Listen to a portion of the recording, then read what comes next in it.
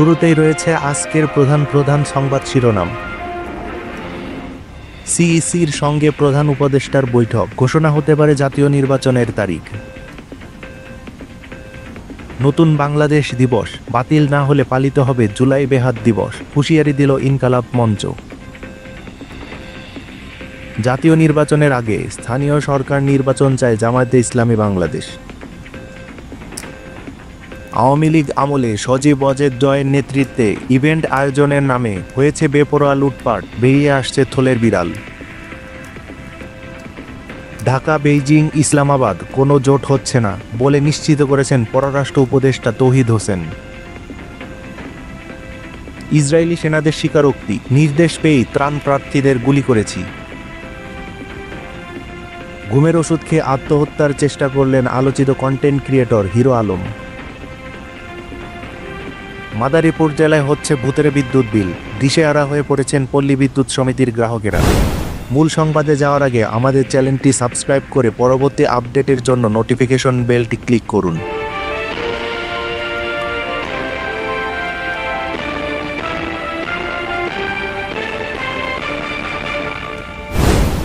বৃহস্পতিবার বিকেলে রাষ্ট্রীয় অতিথি ভবন যমুনায় প্রধান উপদেষ্টা ডক্টর মোহাম্মদ ইউনূস ও প্রধান নির্বাচন কমিশনার এএমএম নাসির উদ্দিনের ওয়ান-টু-ওয়ান বৈঠকে জাতীয় সংসদ নির্বাচনের সম্ভাব্য তারিখ নিয়ে আলোচনা হয়েছে বলে ধারণা করা হচ্ছে। রাজনৈতিক বিশ্লেষকদের মতে এটি 13 জুন লন্ডনে তারেক রহমান ও প্রধান উপদেষ্টার বৈঠকের ফলো আপ হতে পারে।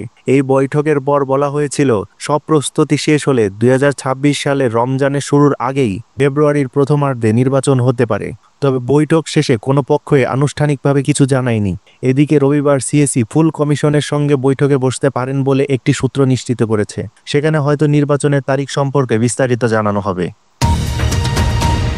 সম্প্রতি অন্তর্বর্তী সরকার ঘোষিত দিবসগুলো নিয়ে তীব্র সমালোচনা করেছে ইনকালাব মঞ্চ। 8 আগস্টকে নতুন বাংলাদেশ দিবস বাতিলের দাবি জানিয়ে সংগঠনটি হুঁশিয়ারি দিয়ে বলে, এই দিবস বাতিল না করে পালিত হলে সেদিন সারা দেশে জুলাই বেহাত দিবস পালন করা হবে। একই সাথে জুলাই সনদ আদায়ের দাবিতে আগামী 1 জুলাই শাহবাগ থেকে মানিক মিয়া অ্যাভিনিউ পর্যন্ত লাল মার্চ করার ঘোষণা দিয়েছে সংগঠনটি। আজ শুক্রবার দুপুরে ঢাকা বিশ্ববিদ্যালয়ের মধুর ক্যান্টিন প্রাঙ্গণে এক সংবাদ সম্মেলনে ইনকালাব মঞ্চের মুখপাত্র শরীফ ওসমান বিন হাদি এসব ঘোষণা দেন।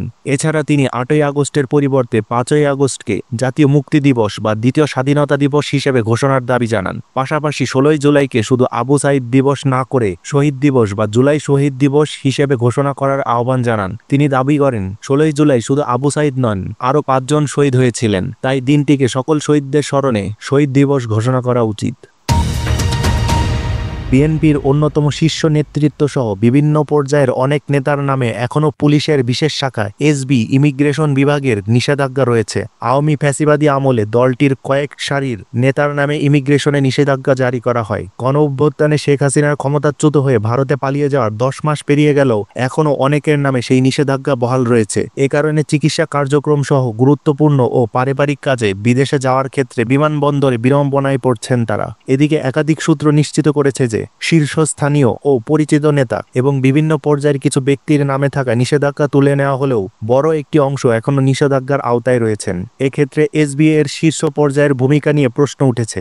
অনেক ক্ষেত্রে নিষেধাজ্ঞা তুলতে টাকা লেনদেনেরও অভিযোগ উঠেছে। শেখ হাসিনার 16 বছরের শাসন আমলে মিথ্যা গায়েবী মামলা সহ সব ধরনের অন্যায় অত্যাচার চালানো হয়েছে, বিশেষ করে বিএনপি জামায়াত নেতাকর্মীদের উপর। বিএনপি ও অঙ্গ সংগঠনের বিভিন্ন পর্যায়ের কয়েক হাজার নেতার নামে ইমিগ্রেশনে নিষেধাজ্ঞা দেওয়া হয়। পট পরিবর্তনের পরও এখনও সেই ধারাবাহিকতা বজায় রয়েছে অনেক ক্ষেত্রে। শেখ হাসিনার সময়ের চেয়ে বর্তমানে লেনদেনের অভিযোগ কিছুটা কমলেও এটি এখনো বন্ধ হয়নি। বাড়তি ঝামেলা এড়াতে অনেকে আপোস রফার মাধ্যমে ইমিগ্রেশনের ঝামেলা মিটিয়ে ফেলছেন।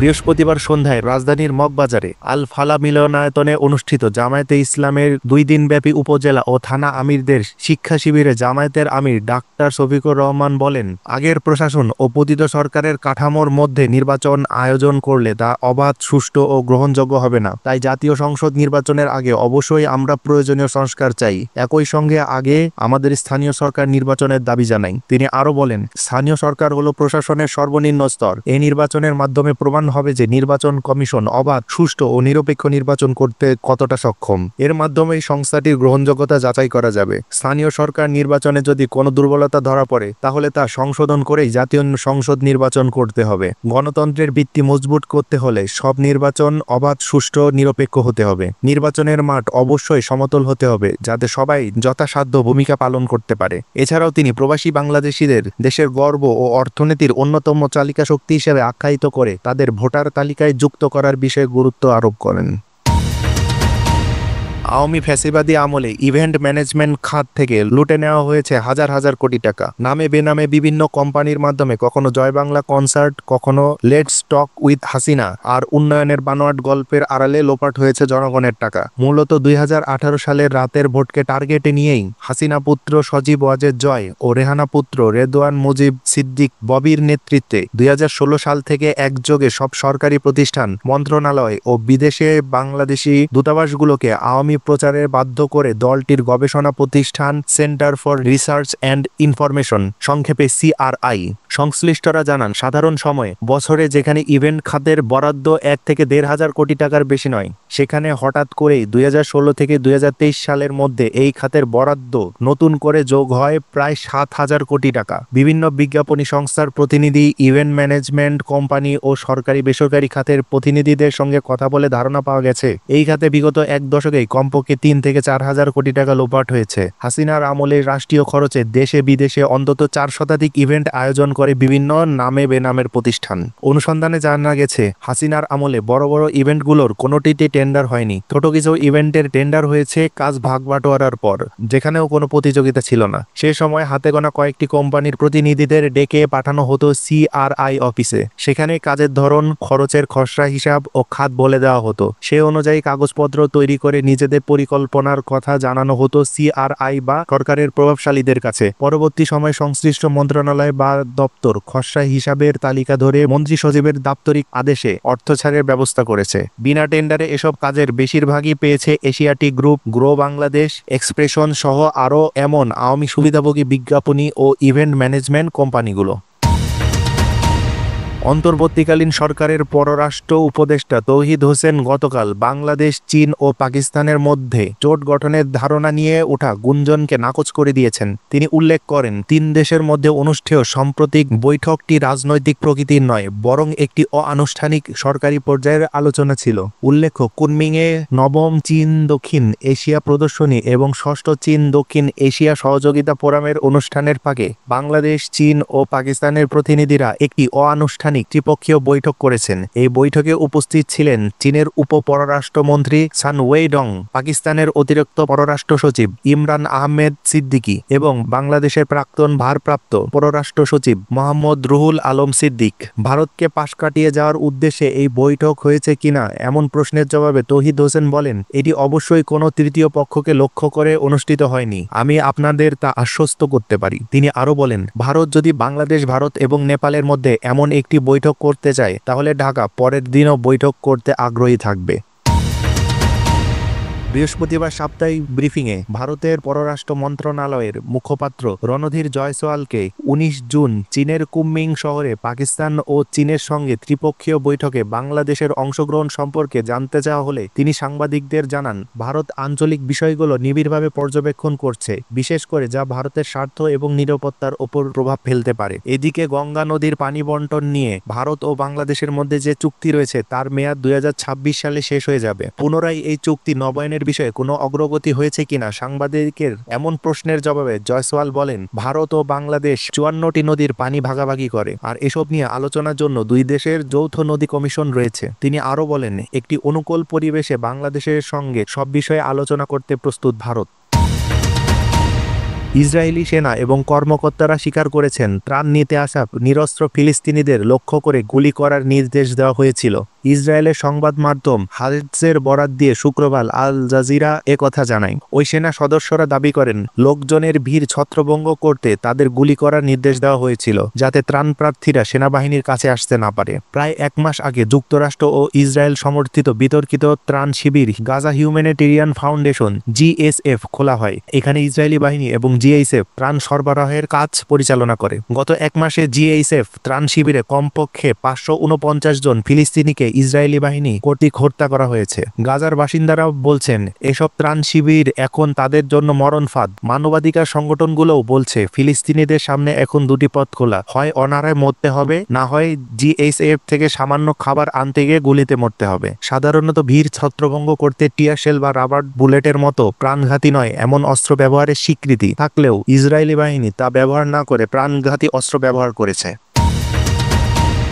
বগুড়ার নন্দীগ্রামে এইচএসসি পরীক্ষার হলে শিক্ষকের করা অভিযোগে ফিরোজ হোসেন শাকিল নামে এক ছাত্রদল নেতাকে বহিষ্কার করা হয়েছে। বৃহস্পতিবার সকালে উপজেলার নন্দীগ্রাম সরকারি মহিলা কলেজ পরীক্ষা কেন্দ্র 302 নং কক্ষে এ ঘটনা ঘটে। ঘটনার বিবরণীতে জানা যায়, বৃহস্পতিবার সকাল 10টায় বগুড়ার নন্দীগ্রাম সরকারি মহিলা কলেজ পরীক্ষা কেন্দ্রে এইচএসসি পরীক্ষা শুরু হয়। পরীক্ষায় এমসিকিউ পরীক্ষার সময় শেষ হওয়ার পরেও 302 নম্বর কক্ষে পরীক্ষা দিচ্ছিলেন নন্দীগ্রাম মনসুর হোসেন ডিগ্রি কলেজ ছাত্রদলের সভাপতি ফিরোজ আহমেদ শাকিল। এমসিকিউ প্রশ্নের নির্ধারিত সময় শেষ হওয়ার পর হলগার্ড প্রভাষক ফেরদৌস আলী শাকিলকে উত্তরপত্র জমা দিতে বলেন। এ সময় শাকিল বলে ওঠেন, আমি ছাত্রদলের সভাপতি। আবার হলগার্ড পুনরায় উত্তরপত্র চাইলে তাকে মারধর করে জীবননাশের হুমকি দেন শাকিল।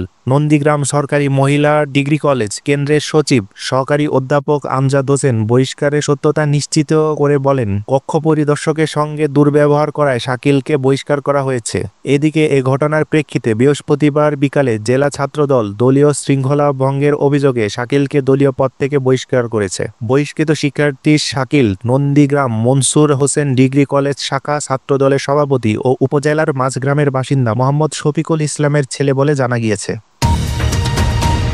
সম্প্রতি ভারত বাংলাদেশ বাণিজ্য সম্পর্কের অবনতির কারণে বাংলাদেশে শুটকি রপ্তানি কার্যত বন্ধ হয়ে যাওয়ায় ক্ষতির মুখে পড়েছেন ভারতের সুন্দরবন এলাকার শুটকি মাছ ব্যবসায়ীরা। ফ্রেজারগঞ্জ, কাকদ্বীপ, পাথর প্রতিমা ও বকখালি এলাকার বহু পরিবার মূলত এ ব্যবসার উপর নির্ভরশীল। এলাকার শত শত মৎস্যজীবী যারা নদী ও সমুদ্র থেকে মাছ সংগ্রহ করে তা শুকিয়ে পাইকারি ব্যবসায়ীদের মাধ্যমে বিদেশে বিক্রি করতেন, তারা এখন কার্যত কর্মহীন। ফলে ধার দেনা করে তাদের সংসার চালাতে হচ্ছে। তার উপর বর্ষা নামায় চরম অনিশ্চয়তায় ভুগছে এ ব্যবসার সাথে যুক্ত পরিবারগুলো। তাদের বক্তব্য, সরকার যদি কৃষক, শ্রমিক ও মাঝিদের জন্য সাহায্যের হাত বাড়াতে পারে তবে আমাদের কথাও ভাবা উচিত। আমরা কাজ করতে চাই কিন্তু বাজার নেই, রপ্তানির রাস্তাও বন্ধ।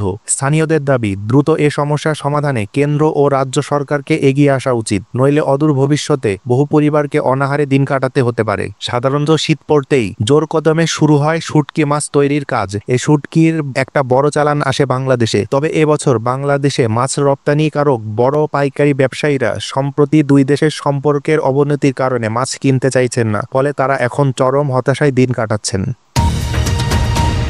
বগুড়ার ধুনট উপজেলার ঘনিষ্ঠ বন্ধুর বাড়িতে বেড়াতে গিয়ে আলোচিত কন্টেন্ট ক্রিয়েটর হিরো আলম ঘুমের ওষুধ সেবন করে আত্মহত্যার চেষ্টা করেছেন। আজ শুক্রবার দুপুর 12টায় অচেতন অবস্থায় হিরো আলমকে ধুনট উপজেলা স্বাস্থ্য কমপ্লেক্সে ভর্তি করা হয়। পরে প্রাথমিক চিকিৎসা শেষে তাকে বগুড়া শহীদ জিয়াউর রহমান মেডিকেল কলেজ হাসপাতালে স্থানান্তর করা হয়। বর্তমানে তিনি আশঙ্কামুক্ত আছেন বলে জানিয়েছেন চিকিৎসকেরা। এ বিষয়ে হিরো আলমের বন্ধু জাহিদ হাসান সাগরের কাছ থেকে জানতে চাইলে তিনি সাংবাদিকদের বলেন, দীর্ঘদিনের ঘনিষ্ঠ বন্ধু হিরো আলম রাতে আমার বাড়িতে বেড়াতে এসে রিয়া মনিকে নিয়ে অনেক হতাশার কথা বলেন। হিরো আলম জানান, যেখানেই যান সেখানেই লোকজন তাকে বিরক্ত করে, নানা প্রশ্ন করে। একটু নিরিবিলি সময় কাটানোর জন্য আমার বাড়িতে এসেছেন। আমার ধারণা রিয়া মনিকে না পাওয়ার হতাশা থেকে সে ঘুমের ওষুধ সেবন করে আত্মহত্যার চেষ্টা করেছে। তাকে চিকিৎসার জন্য উপজেলা স্বাস্থ্য কমপ্লেক্সে নিয়ে এসেছি। এখন তার অবস্থা ভালো আছে। মাদারীপুর জেলায় ভূতরে বিদ্যুৎ বিল নিয়ে দিশেহারা হয়ে পড়েছেন শিবচর পল্লী বিদ্যুৎ সমিতির গ্রাহকেরা। জুন মাসের বিদ্যুৎ বিলের অধিকাংশ গ্রাহকের কাগজে বিলের হিসাব মিলছে না। শিবচর উপজেলায় হঠাৎ করেই বিদ্যুৎ বিল বৃদ্ধি পাওয়ায় সাধারণ মানুষের মাঝে চরম ক্ষোভ ও অসন্তোষ দেখা দিয়েছে। নিম্ন ও মধ্যবিত্ত পরিবারগুলো অতিরিক্ত বিল পরিশোধে বিপাকে পড়েছেন। অনেকের অভিযোগ রয়েছে, পল্লী বিদ্যুতের ঘাটতি মেটাতে প্রতিটি বিলে অতিরিক্ত টাকা যোগ করে দেওয়া হয়েছে। নিয়মিত আসা বিদ্যুৎ বিলের 1.5 গুণ থেকে 2 দ্বিগুণ বিদ্যুৎ বিল নিয়ে অনেকেই বিদ্যুৎ অফিসের দ্বারস্থ হচ্ছেন। এ বিষয়ে শিবচর বিদ্যুৎ অফিসের ডিজি এম অভিলাষ চন্দ্র পালের কাছে জানতে চাওয়া হলে তিনি জানান, আমাদের এখানে ভূতরে বিলের মতো কোনো কিছুই দেখছি না। দু একজন বিল সংক্রান্ত সমস্যার জন্য অভিযোগ দিচ্ছে, আমরা যাচাই করে দেখছি, এটা সংখ্যায় খুবই কম। গত মাসের চেয়ে বিল এভারেজ তেমন পরিবর্তন হয়নি। প্রযুক্তিগত সমস্যা বা বিলিং সফটওয়্যারের ত্রুটির কারণে কিছু ক্ষেত্রে এ ধরনের সমস্যা হতে পারে বলে আমাদের মনে হচ্ছে, আবার মাঠ পর্যায়ের কর্মীদের লেখার ভুলের কারণেও অনেক সময় হতে পারে। আমরা বিষয়টি তদন্ত করে দেখছি। এদিকে নাম প্রকাশ না করার শর্তে সমিতির এক মিটার রিডার বলেন, সারা বছরের পল্লী বিদ্যুতের বিলের মোটা অঙ্কের টাকার ঘাটতি দেখা যায়। জুনের ক্লোজিং সময় আসলেই সেই ঘাটতি পূরণ করতে অনেক ক্ষেত্রে বাড়তি বিল তোলার নির্দেশ দেওয়া হয়। নিয়মিত আপডেট পেতে আমাদের ইউটিউব চ্যানেলটি সাবস্ক্রাইব করে রাখুন।